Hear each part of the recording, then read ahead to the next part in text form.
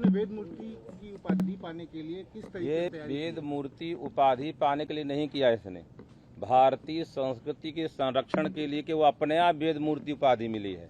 हमारे भारतीय संस्कृति में ब्राह्मण का अथवा जितने सनातन धर्मी लोगों का है आने का निष्कारणो षडंगो वेदो अध्ययो गेयस्या, बिना प्रयोजन के केवल धर्म रक्षण के लिए वेद अध्ययन करना है।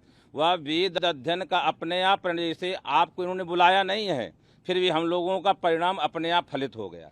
उसी प्रकार इन्होंने वेदाध्ययन किया है। जब वेद का भगवान की कृपा है कि ये अपने आप वृष्टि हो रही है, जिस वृष्टि के माध्यम से एक नए युवकों को प्रेरणा के लिए ये बालक आया है। अच्छा, आप ये बताइए कि 5 साल की उम्र से ही आप मंत्र जाप ये सब कुछ कर रहे हैं अभी?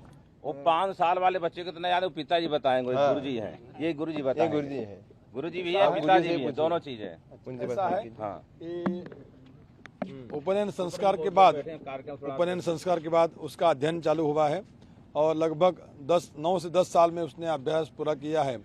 और ये जो दंडक्रम पारायण उसने किया है उसके लिए कम से कम ऊपर से 3-4 साल पढ़ाई करनी होती है, लेकिन उसने उसी अभ्यास में अभ्यास करते करते ही जैसे उसको पढ़ाया तो तुरंत उसके कंठस्थीकरण करते उसकी तैयारी करके आज उसने यहाँ पारायण किया है। और जैसे स्वामी जी ने बताया उस प्रकार से ये जो पारायण हुआ है किसी उपाधि को प्राप्त करने के लिए बिल्कुल हुआ नहीं है, क्योंकि ऐसा लगता है कि किसी प्राप्ति के लिए पारायण किया है, ये बिल्कुल यह गलत संदेश जाएगा। तो वेद भगवान की सेवा करने के लिए, संरक्षण के लिए, हमारी वैदिक संस्कृति है, वैदिक जो हमारी धरा है उस सनातन धर्म की धरा को पुनर्जीवित करने के लिए या उसका संरक्षण करने के लिए ये पारायण हुआ है, बिल्कुल किसी उपाधि के लिए प्राप्त हुआ नहीं है। और सबसे बड़ी बात है, जो विद्या का अर्जन किया है वो विद्या भगवान को सुनानी है, वो विद्या के माध्यम से भगवान को समर्पण करना है, इस माध्यम से पारायण हुआ है। प्रधानमंत्री नरेंद्र मोदी जी ने जो आपको एक सम्मान दिया है, कितना बड़ा ये सम्मान है और आपने क्या उपलब्धि हासिल की है? जी, उनके लिए तो हम बहुत बहुत धन्यवाद देना चाहते हैं कि उन्होंने हमारे गुरु परंपरा को नमन किया और वेद की और उन्होंने एक और कदम बढ़ाया है, ऐसा हमको लगता है। और उसके लिए हम धन्यवाद कहना चाहते हैं और आभार प्रकट करते हैं हमारा। जो आपने उपलब्धि हासिल की है इसके बारे में थोड़ा बताइए, ये कितनी बड़ी, अगर अपने शब्दों में आप नहीं कह सकते फिर भी ये कितना बड़ा अचीवमेंट है, कितनी बड़ी उपलब्धि है? अभी हमारे लिए तो कुछ अचीवमेंट हुआ ही नहीं है, अभी तो बहुत कुछ अचीवमेंट करना बाकी है। तो हम तो यही कहेंगे कि अभी तो बस एक कदम भी नहीं रखा है हमने, अभी तो बहुत कुछ बाकी है और गुरु चरणों में सेवा अभी अर्पित करना बाकी है। ये क्या आपने हासिल किया इसके बारे में जरा बता दीजिए। वो गुरु जी बताएंगे आपके बारे में। एक लाइन में बता दीजिए जो आपने किया है, क्योंकि ये पहले 200 साल पहले ये रचा गया था इतिहास अपने शब्दों में ये किस तरीके से क्या संदेश? इसके पूर्व में 100-200 साल पूर्व आप में सुनिए, इनका सुन लीजिए। नासिक में नारायण शास्त्री गुरुजी थे जिन्होंने इसी परंपरा से यह पारायण किया था। उसके पूर्व में किसी ने किया यह माना नहीं जा रहा है।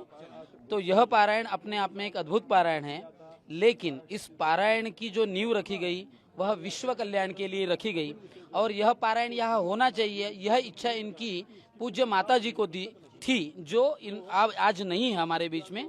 इनकी माताजी रत्नगर्भा कहलाई और लोग उनकी माताजी की आज भूरी भूरी प्रशंसा कर रहे हैं और कह रहे हैं कि इतना मेधावी छात्र जिस माता के कोख से जन्मा होगा वो माता कितनी पुण्यमयी हुई होगी। और काशी में आकर यहाँ इन्होंने यह जो पारायण किया वह माता अहिल्याबाई होलकर जी को यह समर्पित कर रहे हैं, छत्रपति शिवाजी महाराज जी को और धर्मवीर संभाजी महाराज जी को और हमारे सभी मनीषियों को, ऋषि मुनियों को यह पारायण समर्पित हो रहा है।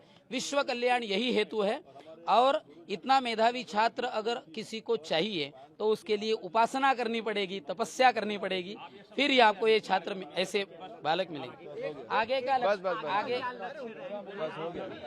अरे हो गया आगे का क्या लक्ष्य है आपका? क्या संदेश, क्या टारगेट है आगे? कहाँ तक सनातन धर्म का पताका बुलंद करना चाहते हैं? जी, अभी तो हमको कुछ पता नहीं है। गुरुजी जैसा कहेंगे उसी आज्ञा को मानकर हम आगे चलेंगे, यही हम कहते हैं, हमारी वाणी को विराम देते हैं। आप सभी पत्रकारों का भी हम धन्यवाद मानते हैं कि आपने सनातन की ओर एक कदम बढ़ा है, उसके लिए हम धन्यवाद।